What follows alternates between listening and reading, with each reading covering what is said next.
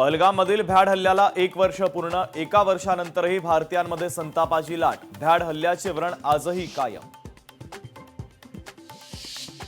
संतोष देशमुख हत्या प्रकरणी आज 11वी सुनावणी. सुनावणीमध्ये काय होणार, कोर्टाचा निकाल काय येणार, याकडे सर्वांचं लक्ष. शिर्डीतील जमीन फसवणूक अवैध सावकारी प्रकरण. कल्पना खरातच्या अटकपूर्व जामिनावर आज सुनावणी. कल्पना खरात अद्यापही फरार. मुंबई महानगरपालिकेच्या सभागृहाचा आवाज कणखर होणार. नवी माईक सिस्टीम बसवण्याचा निर्णय. तर मागणीला यश. 1,01,53,000 रुपयांचा खर्च प्रस्तावित.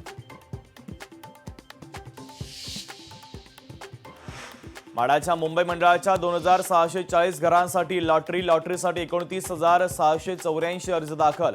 16,944 अर्जदारांनी अनामत रक्कम भरली.